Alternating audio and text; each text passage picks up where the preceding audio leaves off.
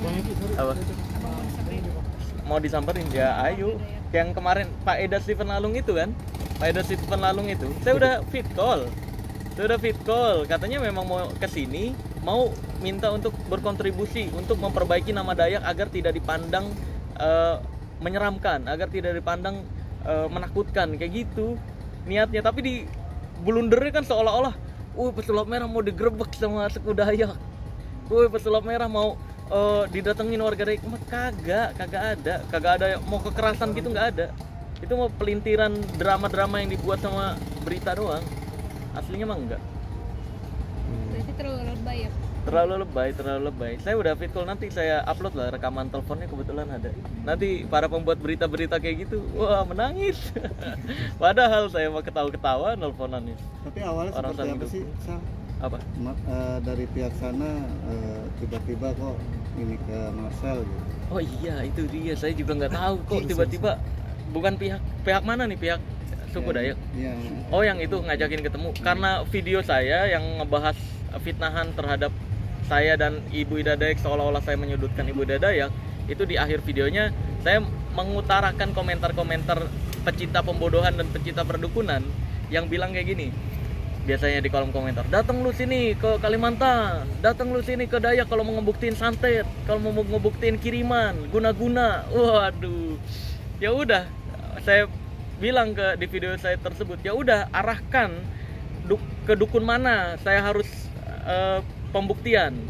Ongkosin saya ke sana, kalau saya berhasil ngebongkar rahasianya, ongkos saya nggak balikin. Tapi kalau saya nggak berhasil ngebongkar, ongkos saya balikin 10 kali lipat gitu. Nah, potongan video yang arahkan saya ke dukun mana itu dipotong, seolah-olah saya jadi nantangin doang tuh. Datang lu sini ke dukun Kalimantan, datang lu sini ke Dayak, itu dipotong jadi seolah-olah nantangin Kalimantan dan Dayak.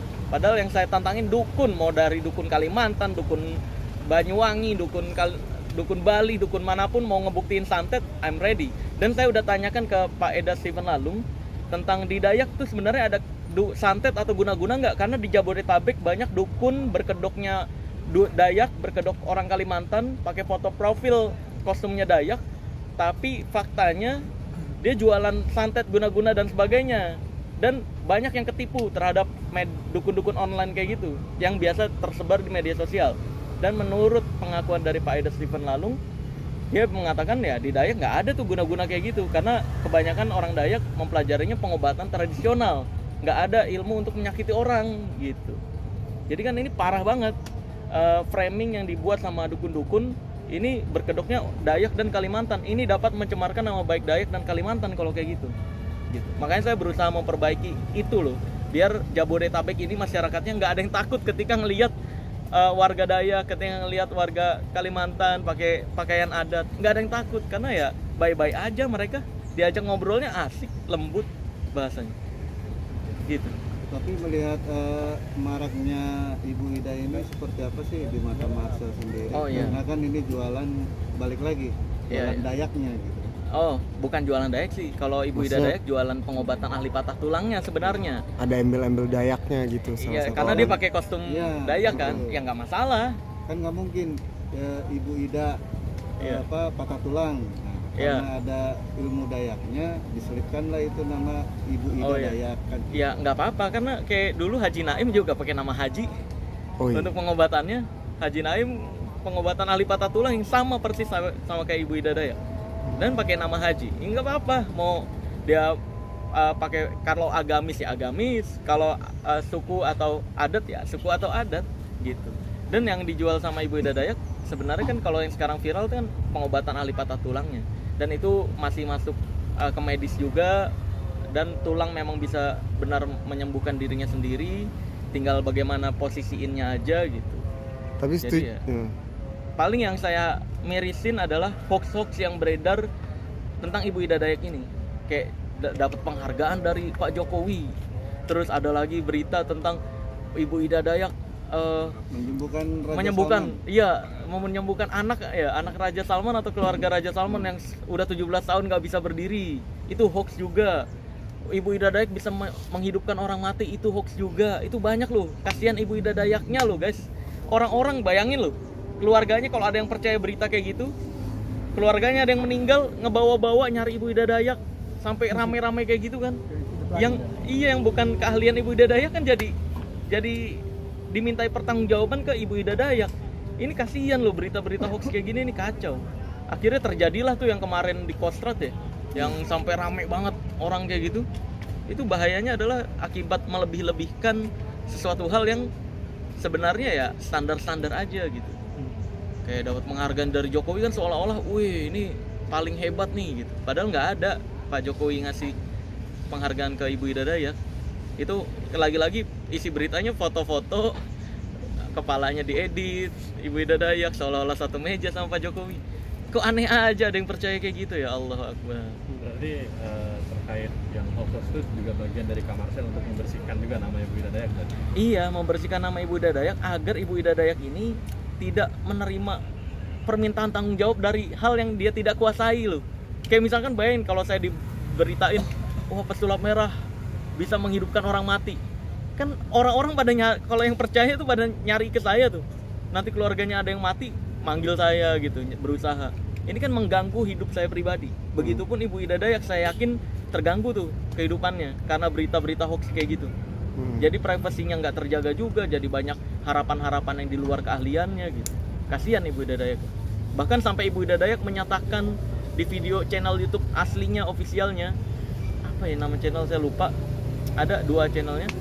Dia sampai menyatakan saya itu manusia biasa, saya itu bukan malaikat. Berikhtiar boleh tapi jangan mengharapkan kesembuhan dari manusia, kesembuhan itu dari Allah Azza wa Jalla. Dia nyampe bilang kayak gitu kan, kasihan berarti itu. Saking banyaknya orang yang berharap kesembuhan di luar keahliannya dia, yaitu patah tulang, kan kasihan. Jadi hati-hatilah, berita hoax kayak gini jangan gampang dipercaya guys, bahaya gitu. Oke, kan munculnya Ibu Ida Dayak sendiri untuk pengobatan tradisional atau alternatif kembali menggairahkan masyarakat yang kurang mampu.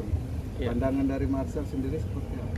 Oh bagus, itu malah bagi saya sih bagus karena nggak menarifkan ya. Setahu saya Ibu Ida Dayak itu tidak menarifkan, sehingga bisa memberi harapan baru, harapan kesembuhan baru untuk masyarakat yang kebetulan mungkin ada penyakit patah tulang atau saraf gitu kan, bisa ke Ibu Ida Dayak. Mungkin kalau medis kurang efektif kan bisa ke alternatif.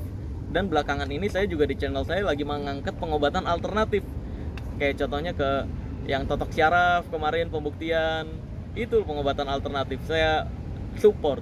Terus juga ada dukun pijat dari Sulawesi, itu saya support juga pembuktian. Jadi ya saya mau memberikan pilihan nih, kalau misalkan medis nggak efektif, ada loh pengobatan alternatif yang asli tuh kayak gini di channel saya gitu. Hati-hati dengan yang palsu, yang transfer penyakit lah, transfer kodam lah, terus pemasangan pagar goib, itu yang palsu-palsu tuh jangan dipercaya gitu. Terakhir Jadi nggak sih Bang Marcel niat baiknya untuk membersihkan nama Ibu Ida Dayak justru sama netizen tuh malah pelintir ya sebenarnya sih kalau saya pribadi kalau ngomongin akhirat ya alhamdulillah, itu jadi dapat mengurangi dosa-dosa saya dan mentransfer pahala mereka ke saya kan, karena itu hal yang nggak saya lakukan tapi saya dituduhnya seperti itu gitu. Ya kalau untuk miris sih miris banget, karena kok bisa-bisanya berita-berita yang cuma gambar-gambar doang dengan narasi dipercaya. Bahkan video saya yang udah saya kasih menit pun di-cut, itu dipercaya tuh, digiring, ditambahin narasi di atasnya pesulap merah menantang suku Dayak dan Kalimantan. Padahal yang saya tantang itu dukun Kalimantan dan dukun yang berkedok Dayak atau apapun ya, dukun Banyuwangi, dukun manapun.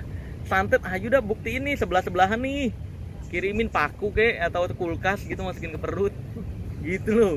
Tapi Bang, setuju gak sih Bang kalau dibilang Bu Ida Dayak nih bisa seviral ini gitu, dengan pengobatan alternatifnya juga sebenarnya tuh banyak yang seperti Bu Ida gitu. Dia pakai gara-gara embel-embel Dayak ini.